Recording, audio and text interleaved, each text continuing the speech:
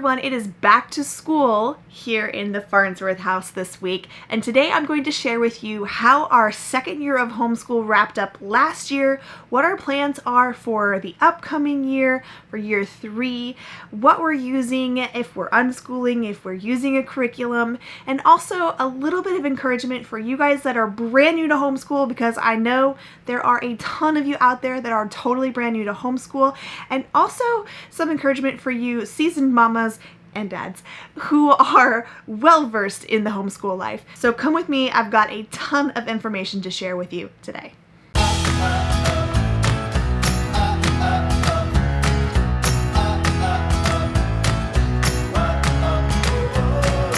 Welcome back to No Ordinary Path. I am Kristen.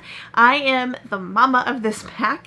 My husband is a travel nurse and we live in an RV and travel full-time with our 3 kids and a dog, and have been doing so for the last 2 years. Today's video, I know, is something that is on a lot of people's minds right now as they're deciding what to do with their kids this year, whether they go back to school, whether they homeschool, or do this kind of halvesy in between thing.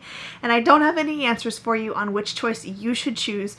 That's totally up to you, but I do want to share some encouragement and what we're doing and maybe how it might help you if you're facing possible homeschool this year. First off, a couple of disclaimers.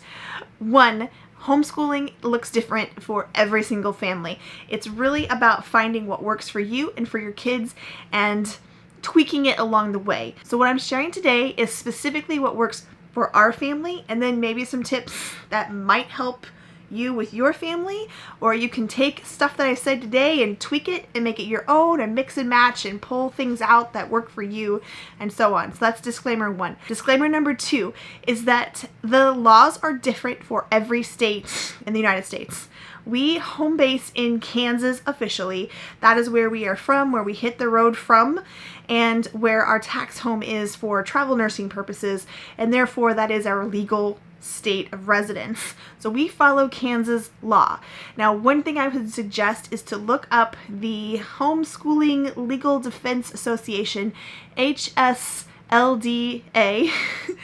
online, and you can check out your state's kind of requirements and things there. They're also a really great help for you if you have any legal questions. Okay. Now that that stuff's out of the way, I should mention that we are going to talk about several things in this video, and you can find down here in the description some timestamps for the different topics that we're going to cover. So first we're going to cover just a word of encouragement, and then we're going to talk about things that you don't need at all. Homeschool versus Roadschool versus Unschool. Last year's curriculum, what we did and the wrap up, and this year what we're doing going forward, our plans for this year and how it's a little bit different. So all those things you can find down in the description and just click on them. I hope you watch the whole video, but if you're short on time, there's a shortcut down there for you.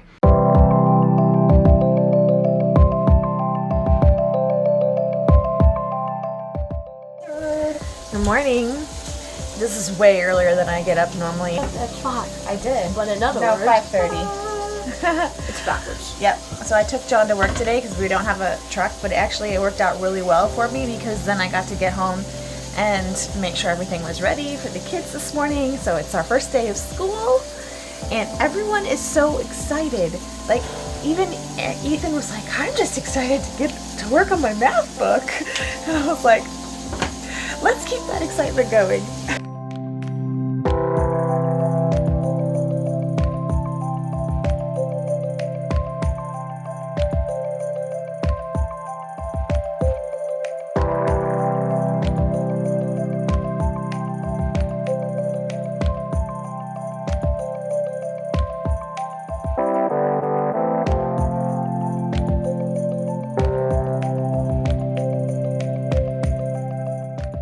From last year.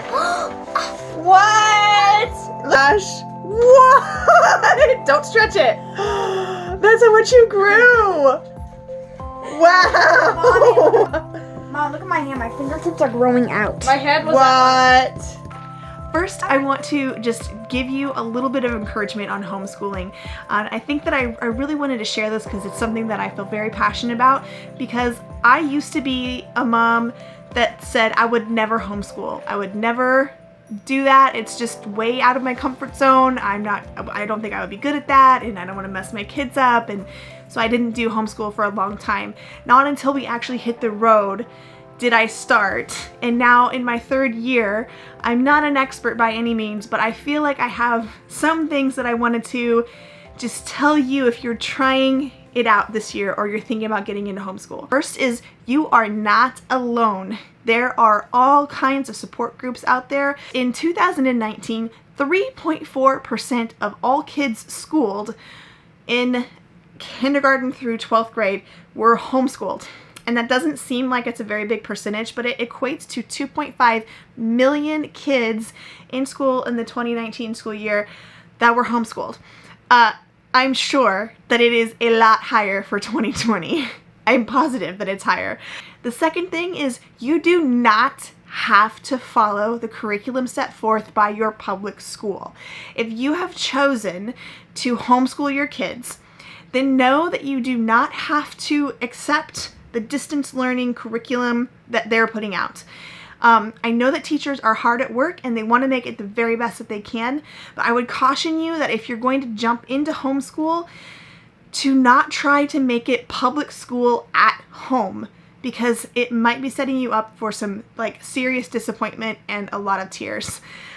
Coming from personal experience, the bottom line is you don't have to choose that curriculum. There are so many curriculums out there, and a lot of homeschoolers will tell you that they switch curriculums throughout their whole experience of homeschooling, because homeschooling gives you the freedom to pick and choose what you want to do. You do not have to accept the virtual learning that is being offered to you by the school. We use a free online curriculum called Easy Peasy All-in-One Homeschool, and it is free online. They do accept donations, but it is a free curriculum. There are workbooks that you can purchase in addition so that you can do it offline instead of solely online. But that is an option that is out there for you, and primarily where I'm coming from as I talk to you guys about homeschool experiences. You don't have to choose a curriculum at all, which for some of you is going to completely blow your mind, because you might not have ever heard of unschooling before, but it is an option. We do not fully unschool. We kind of do a halvesy thing, but unschooling is essentially where you have zero curriculum at all, and you let your kids kind of direct where they want to go and what they want to learn about. It's a lot different because there's no set curriculum. It doesn't mean they aren't learning and that that their parents aren't teaching them. It just means that they're not following a formal curriculum. And 10% of all homeschoolers are actually considered unschoolers. So you're not alone in that either if you just choose to go that route. And the third thing is that you are not going to mess up your kids. That is probably the #1 fear of all parents as they are trying to get started with homeschooling. And for you seasoned homeschooling parents out there, I know you deal with this on a monthly, weekly, maybe even daily basis, where you think, am I messing my kids up? Am I doing this right? Am I teaching them enough? You're always going to have those questions in your head. But statistically speaking, homeschool students actually have a higher rate of continuing on to college education to get careers later on in their life than the general population does. Just saying, you're not going to mess up your kid. I promise they are still going to learn. They are going to learn simply by observing the world and playing. There are a couple of things that you absolutely don't need, and I feel like I should mention those. We could probably make a whole nother video about that, but I'm going to include it in this one because why not, right? Okay, so first thing that you don't need is you do not need a lot of stuff. You don't need a classroom in your house, and you don't need a ton of stuff. I've heard from friends who do have classrooms that their kids don't end up doing school in them anyways. You don't need a fancy curriculum. You can make up your own. You can purchase one online. There's free ones online you can get. You don't need a complicated schedule. I used to put times on my board back here of when we were going to get everything done, and it stressed me out because I have one kid who is very task oriented and loves a schedule and loves a to-do list, and he would get very frustrated if we were not on time for every little thing. And my other kids are much like me and just, it gets done when it gets done. So I have taken the times off but you don't need a really complicated schedule. Just get it done when you can get it done, and if that is not until the evening, then it's not until the evening. You have total control over when you get your stuff done. Don't need to be a teacher to be a homeschool teacher. Teachers, hear me on this. I love you. I think you do a fantastic job. I have teacher friends and teacher family members out there, and they love what they do. Their students love them. Their students' parents love them. I think that I in no way am saying anything negative about the public school system out there. I didn't pull my kids out because I think that the public school system sucks. That's not what this is about. This was because of our lifestyle change, and this video is specifically because a lot of parents are choosing the homeschool route right now given the COVID situation. But you don't have to be a teacher to teach your children. You don't have to have a special degree. Also, don't have to know all of the answers, especially if you get a curriculum that has answer sheets. Your friend Google will help you with a lot of things that you don't remember how to do, like math and proper English. You can put your mind at ease a little bit. You don't have to be perfect to homeschool your kids. You also don't have to be a Pinterest mama. I try to make everything like look pretty, and it usually looks nice on the very first day of school, and then it's a mess. We have kids doing school all over the place. We have materials that have never been put away in the right place. It's usually pretty scattered after we actually get started on school. So you don't have to be like a Pinterest-worthy household. What's the difference between homeschool and Roadschool and Unschool? There's not a huge difference. I've already mentioned the unschooling is where you don't have curriculum at all. So homeschool is just doing school at home, usually with some kind of a curriculum, and there are tons of options out there. And Roadschool is homeschool on the road, as you might have guessed, which is what we have been doing because we've been traveling for 2 years. And I love to call it road school just because it's kind of fun and cute. But the truth is we are a travel nurse family, so we are not travelers as in like we travel every week. We're in an area for 3 months at a time, and then we move on to another area. So we do have a benefit of getting to know an area and getting temporary library cards and immersing into the things that the area has to offer. So we're not like totally stationary, but I think there are a little bit more benefits to being in an area for 3 months than constantly on the move, because then it might be a little harder to do things like libraries and such. Oh, there is also another option, which is basically public school at home, where like I think the K-12 program is like that, and whatever the hybrid program is that is coming up with teachers trying to do distance learning, a lot of that is public school at home. And that is different from a traditional homeschool setting in that you have to follow a specific set of standards and rules that are given to you from the school, whereas homeschool is a lot more fluid and gives you a lot of freedom. In this lovely era of coronavirus, a lot of things that we normally did as road schoolers are closed. In general, we didn't do any formal history or science lessons because we would go to museums and, you know, like science museums and local history museums and just all kinds of like national parks and the junior ranger programs. There's all kinds of different programs out there that are generally, a lot of them are free, and if they're not free, you can get huge discounts on them, which is for another video altogether. But many of those things are not open right now because of COVID, which is why we're tweaking things a little bit this year, which I'll get into in a few minutes. But those are the differences between the different types of schooling. So let's talk about last year. And you can actually look at we have a couple of videos that you can check out in our Road School playlist. I'm going to put up here a video from our very first year, and we did a nice kind of like review of the whole program and we tested at the end, and I share the results of that. And that was the first year from going from public school to homeschool or road school. So it's a really great resource for you up there. So last year we also did easy peasy, but we tossed out everything except for language arts and math. So those were the only subjects that our kids did from easy peasy, and they did do them from a workbook primarily. Some of the time they did it online, but mostly from the workbook. And then we really unschooled the rest. We tried to do some form of writing every day. It was very random. I let them choose books. We went to libraries. They chose their own reading curriculum, and then we went and we did road school. We explored museums for science, and we learned about the history of the areas we were visiting, and we went to national parks. All those things I've already mentioned. That's how we did our last year schooling.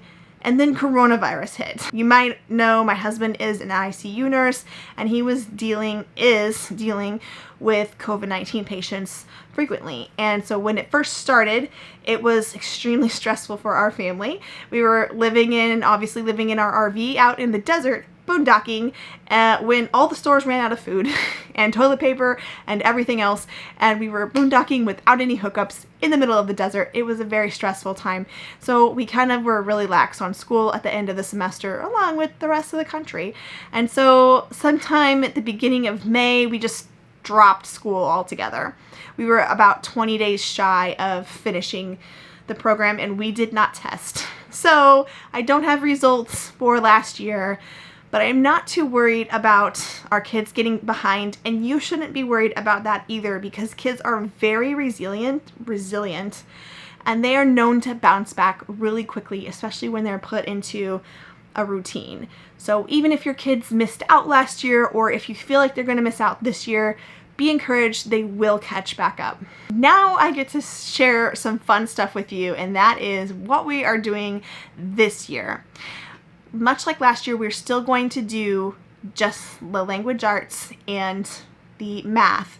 But this year, all three kids are actually in a grade level, meaning Chloe's in first, then Ethan's in fourth, and Aaron is in sixth grade. So they all have their own set of workbooks. Easy peasy doesn't start with the workbook curriculum until first grade. Kindergarten has kind of a separate reading program, but not an official course like first grade does. So this is all very new for Chloe this year. I'm just gonna go through and just show you. We just had our first day of school today. While you're watching this, it will have been yesterday, but we just finished our first day of school, and I feel like it went really well, and we've got some extra ideas since we aren't able to get out and about because a lot of things are closed. This is what our very first day of school looked like. We have workbooks for language arts and math, and then for our writing assignment today, they each have a journal, and so sometimes their writing will be something that I want them to write in their journals, and sometimes it will be whatever I choose, maybe a letter to a family member, or it might be, we have some like short story books, like writing prompts. It might be something like that. Just kind of whatever I'm feeling. We are keeping it simple today. We are reading out loud for 20 minutes, and it has to be out loud. And the reason why is because I feel like they understand like reading comprehension better when it's out loud, but this is a very bare minimum. This is just what I require in the morning for school. They have opportunities to read throughout the day, and if we go to the library, they'll sit there and read whatever they want to read to themselves, and then we always read before bedtime. So this is just like a bare minimum during the school time. And then we have a box, an activity box, which I will show you for this is because I have 3 kids and I cannot be in 3 places at one time. So sometimes there might be a point when all 3 kids need my help. And so instead of just making them sit there or go off and play, I am going to have them go to an activity box and choose something to keep them busy while I'm helping other kiddos. We'll see how that goes. If you have any suggestions on how to be 3 places at once with 3 kids at once, or stagger it somehow, put them in the comments, because that's one thing I really struggle with. And then we're starting this thing that I'm calling Flex Fun. I want it to be fun for them. And it is an hour where we're going to rotate different things throughout the week. And it sounds like it's super structured, but it's really not. It's not that structured. It's just that I'm putting aside time, since we can't go do things, putting aside time for certain things. So Monday is creative time. It's like a create and share. And then Tuesday is Tech Tuesday, and that's their opportunity to do keyboarding. And there's Spelling City that we pay for. It helps with their vocabulary, and it's on the computer. And Typing Attack is another keyboarding game that they like. And Math Playground is a game that they like. So Tech Tuesday is for games on the computer. And then Wednesday is Wacky Wednesday. We're going to do science experiments. Sometimes we might work on a research project, or we might watch a science documentary, something like that. Or there's lap books. If you've ever heard of a lap book, it's like kind of a creative folder that's like a research paper, but in creative format. And the kids really enjoy doing that. So we might do those sometimes. And this is a time where they all are working together. So it's different grade levels working on the same kind of project.